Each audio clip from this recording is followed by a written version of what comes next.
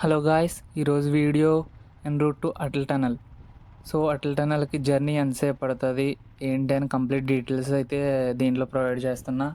And Atal టనల్లో మేము చేసిన activities అన్నీ ఇన్ డీటెయిల్ ఈ వీడియోలో అయితే మీరు చూడొచ్చు. అటల్ టనల్ దాటాక మేము చేసిన స్నో యాక్టివిటీస్ కావాల్సిన కాస్ట్యూమ్స్ అండ్ దాని ప్రైజెస్ కూడా కంప్లీట్ ఇన్ డీటెయిల్ ఈ వీడియోలో అయితే చెప్తాను. మనాలి నుంచి అటల్ టనల్ అరౌండ్ 30 కిలోమీటర్స్ అయితే ఉంది. రీచ్ అవ్వడానికి అబౌట్ 1 అవర్ అయితే టైం పడుతుంది.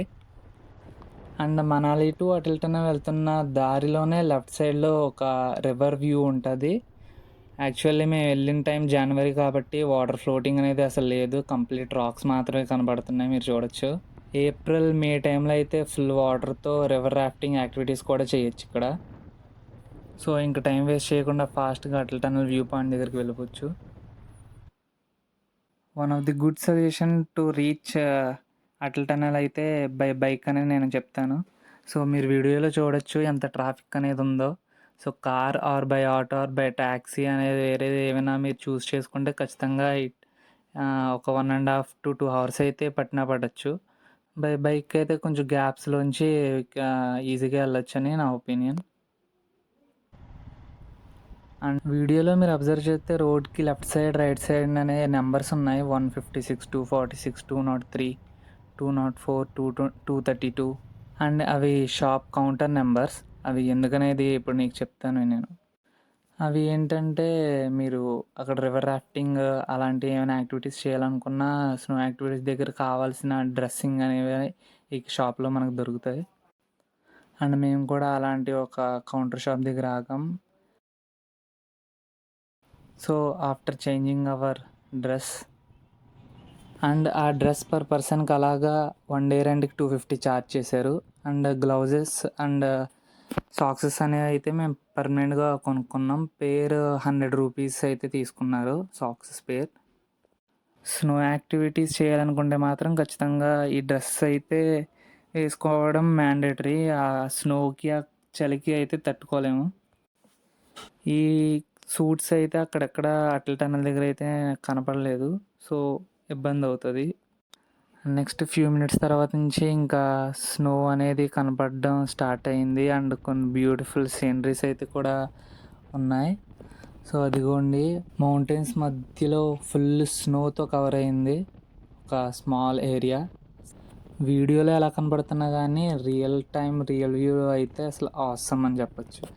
ఏదో హాలీవుడ్ మూవీ సీన్స్ చూస్తున్నానేమోరా బాబు అనిపించింది. ఒక పెద్ద స్నో వాల్ లాగా అడ్డుగా సంథింగ్ అట్ సైడ్ ఒక కంప్లీట్ డిఫరెంట్ వరల్డ్లో ఉన్నట్టు భలే ఉంది అసలు. And here is our Atal tunnel. ఇక్కడి నుంచే రోహతాంగ్ పాస్ అనేది మనం వెళ్ళాలి. ఓవర్ స్నో వల్ల రోహతాంగ్ పాస్ అయితే క్లోజ్ చేసేసారు అన్నారు. సో అందువల్ల మేము అప్పుడు వెళ్ళలేదు. రోహతాంగ్ పాస్ కూడా కవర్ చేయాలనుకుంటే మీరు ఏప్రిల్ టైం నుంచి సెప్టెంబర్ టైంలో అయితే వెళ్ళాలి. తర్వాత ఓవర్ స్నో వల్ల ఆ రూట్ అయితే క్లోజ్ చేసేస్తారు. అటల్ టనెల్ వచ్చేసేటప్పటికి అండ్ దీనికి ఒక హిస్టరీ కూడా ఉంది. సో ఇది మన ఇండియాలో వరల్డ్లో కూడా the largest single line tube tunnel అంట. ఈ టనల్ డిస్టెన్స్ వచ్చేసి 9.2 కిలోమీటర్స్ ఉంటుంది. మల్టీవర్స్ కాన్సెప్ట్ లాగా ఒక గేట్వేలోంచి ఇంకో మల్టీవర్స్కి ఏదో వెళ్తున్న ఫీల్ అయితే వస్తుంది.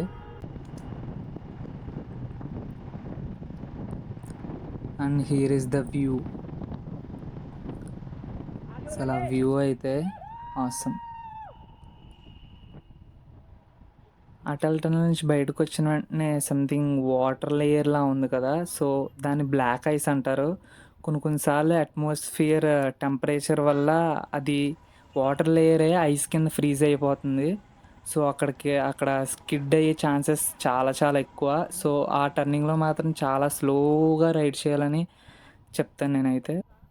మెయిన్ కాషన్ ఏంటంటే మనాలి అండ్ దగ్గర ఏరియాస్ అన్నీ ఎక్కడికి వెళ్ళినా హెల్మెట్ అనేది must and should.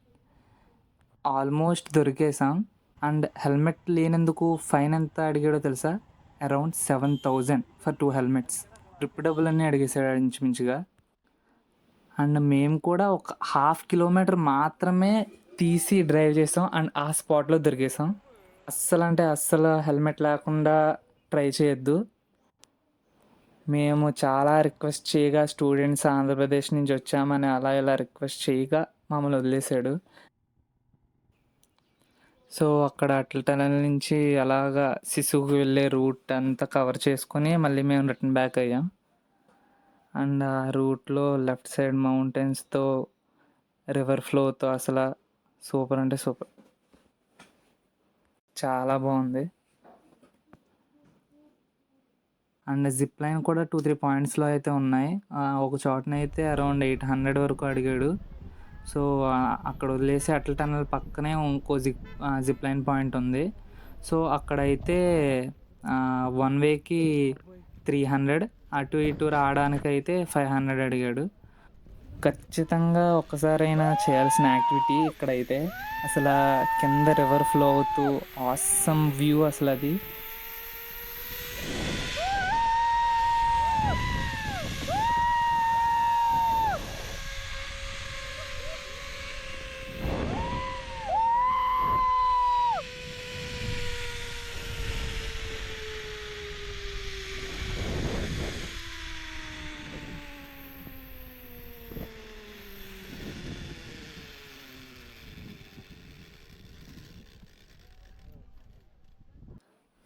And zip line నుంచి అటు సైడ్ వచ్చాక కంప్లీట్ స్నో మౌంటైన్స్. అసలు ఆ ఫీలింగ్ ఎక్స్ప్రెస్ చేయలేమబ్బా. ఆ ఎగ్జైట్మెంట్ లెవెలే వేరు అసలు.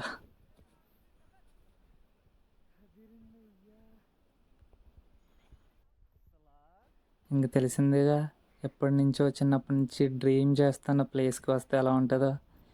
Full of fun.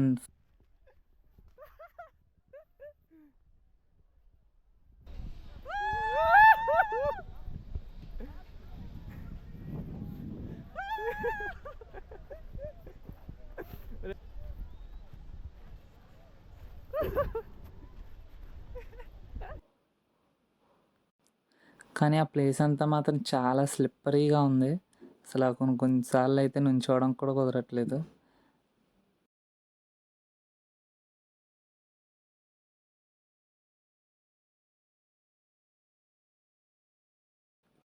And here is our Shahrukh Khan.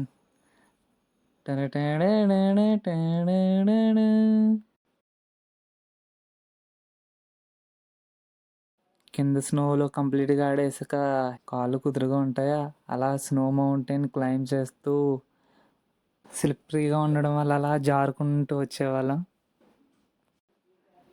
ఖచ్చితంగా ఎక్స్పీరియన్స్ చేయాల్సిన ప్లేస్ అని చెప్తాను నేనైతే.